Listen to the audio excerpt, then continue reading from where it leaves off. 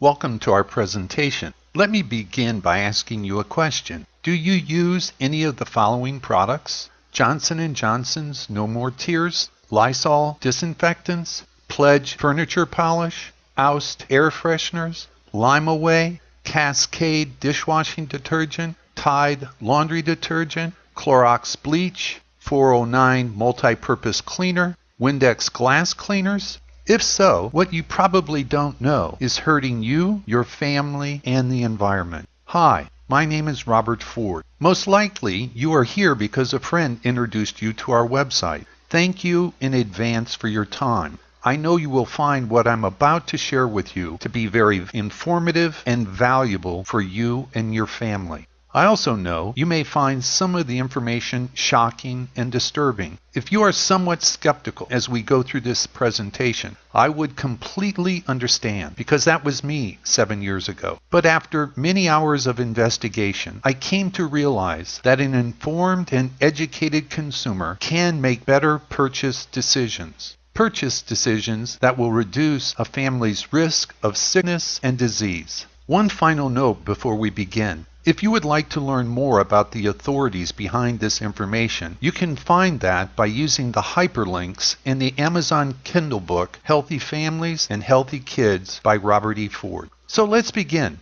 What we are going to discuss today is the Fair Packaging and Labeling Act, how we get sick, cancer rates in America, and how they changed over the last 104 years, the precautionary principle, and finally, how common household products are harming you, your family, and the environment, probably without you even being aware of it. Most Americans believe, just like I once believed, that the products purchased at the grocery or drugstore are regulated by the government, and so they are safe to use. Actually, most of these products are regulated by a law passed almost 50 years ago. This federal law is called the Packaging and Labeling Act of 1966. There is no requirement for products to be safe. There is no requirement for the manufacturer to list every ingredient in a product. There's no FDA authority to recall unsafe products. It simply limits the manufacturer's liability simply by having them place a warning on the product label. So how do we get sick? Most of us are very familiar with how physical stress and emotional stress can impact our health and our quality of life. But if you are like me, you may not know how the chemicals in the products you are using are increasing your risk of sickness and disease. More and more experts agree we are increasing our risk of sickness due to the toxic chemicals used in our homes. We bombard our bodies with these toxic chemicals every day, and they increase our risk of disease. Here are just a few of the disorders resulting from this toxic exposure: ADD, ADHD, allergies, asthma, eczema, psoriasis, rosacea, and yes, even cancer. Let's look at cancer rates and how they have changed over the last 104 years. We could look at any number of things such as male sperm count or female fertility rates, but let's look at cancer. In 1910, according to the American Cancer Society, only 1 out of 8,000 people were diagnosed with cancer. Cancer rates quickly changed when synthetic chemicals began to be used. Synthetic chemicals were first introduced to the American household following World War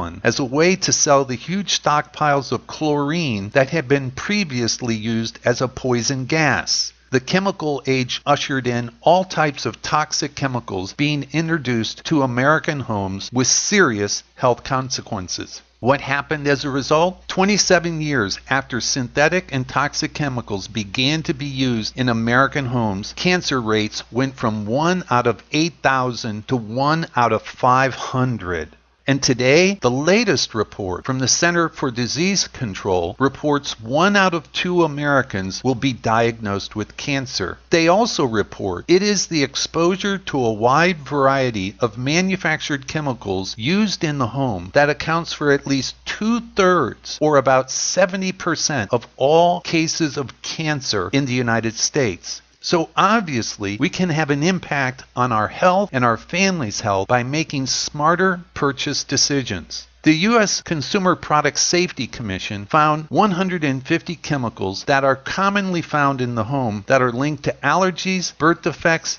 cancer, and behavioral disorders. The EPA did a 15-year study. They looked at women who worked at home. They found that these women had a 54% higher death rate from cancer compared to women who worked outside of the home. They concluded it was due to this long-term exposure to hazardous chemicals found in ordinary household products. Many moms are using disinfectants to try to protect their children from germs. What these moms don't understand is household disinfectants are the leading poison hazard for children. According to 911, every 30 seconds a child is poisoned in the United States. Fortunately, these poisonings are completely avoidable by making the decision to purchase safer products that actually cost less. It's a no-brainer decision. Who would think that furniture polish has chemicals that cause brain damage and depress the central nervous system? Why did the manufacturer Monsanto have an ingredient that was a known carcinogen, and why did they lie for 30 years to cover up the fact that Agent Orange was in their Lysol cleaning product? Who knows how many people were harmed by this? I don't know. What I do know is the person who makes a more informed purchase decision can avoid these risks. If a product label says precautionary statement, caution, keep out of reach, poison, corrosive, danger, or maybe fatal, these are all keywords that say these products contain toxic chemicals, and you're increasing your family's risk of sickness or disease by using them. Why does Cascade have a chemical that increases your risk of liver poisoning? Why does Tide have ingredients that have been banned in Europe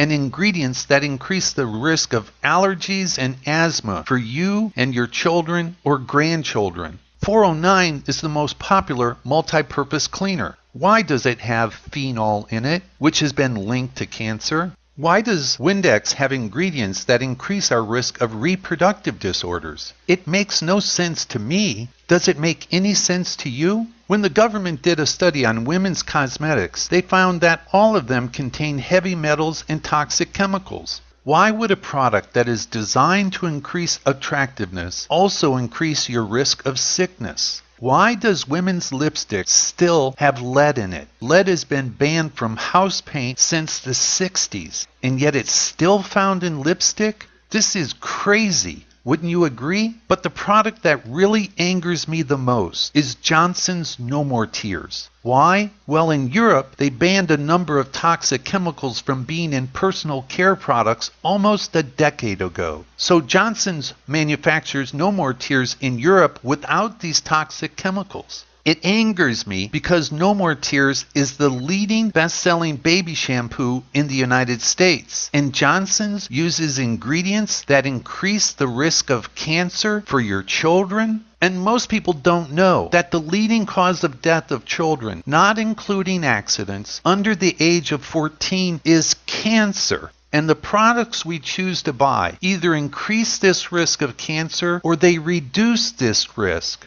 Which outcome do you want for your children? The Mayo Clinic did a study on personal care products. Why does any product used in our home contain a cancer-causing ingredient like formaldehyde? Most people believe that the poisoning is happening because it's ingested or swallowed. In fact, most poisonings are happening because of inhalation or absorption through the skin. Here are some revealing facts. The number of chemicals used in our homes has doubled since 1950. Last year, over 25,000 children were poisoned by products purchased from grocery stores. Cancer rates are at the highest level they have been for the last 104 years. Since 1910, they have gone from 1 out of 8,000 to 1 out of 2. There is no question that these grocery store products are effective, but they are unnecessarily putting our families and the environment at risk.